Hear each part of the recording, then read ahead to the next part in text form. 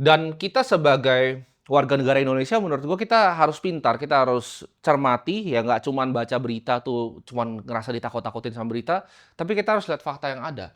Tapi solusinya apa yang nanti kita bisa lakukan?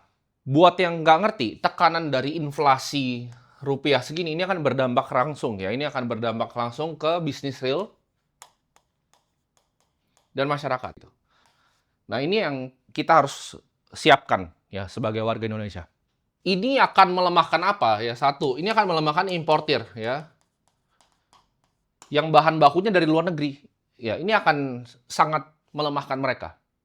Karena gue bilang tadi, ini barang-barang bakunya mau dari kimia sama barang-barang yang lain itu semuanya akan naik. Ini kita akan juga bisa lihat ya, ini yang selalu gue warning dulu, kelas menengah dengan yang punya banyak cicilan itu akan tertekan. Ya, jadi dari ini pelaku usaha juga akan tertekan ya.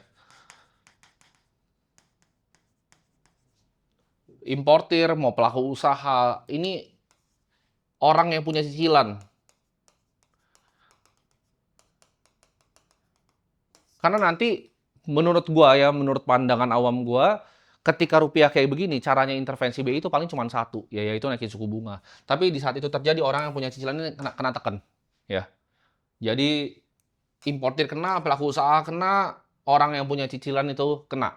Jadi makanya kita harus persiapkan diri kita secara finansial, gimana caranya kita menghadapi badai ini di 2026.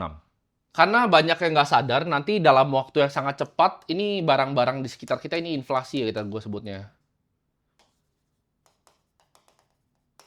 Jadi inflasi ini akan naik cepat sekali ketika orang itu nggak sadar. Gua buat semua ini ke kalian itu bukan karena ada keuntungan pribadi untuk gua, tapi karena gua peduli ya akan apa yang terjadi ke depannya, ya karena gua cinta juga dengan negara kita. Gua peduli ya dengan kalian-kalian di sini yang nonton sama gua, dari Gen Z, mau milenial, sampai boomer juga. Dan ini adalah tanggung jawab moral pribadi gua untuk bisa sharingkan ini ke kalian. Gua harus sharingkan ke kalian apa yang sebenarnya sedang gua lihat. Karena kondisinya ini tidak baik-baik aja, ya. Secara ekonomi, secara geopolitik, secara global, ini kondisi dunia sedang tidak baik-baik aja. Jadi ini adalah hal penting yang gua rasa semua masyarakat Indonesia perlu tahu.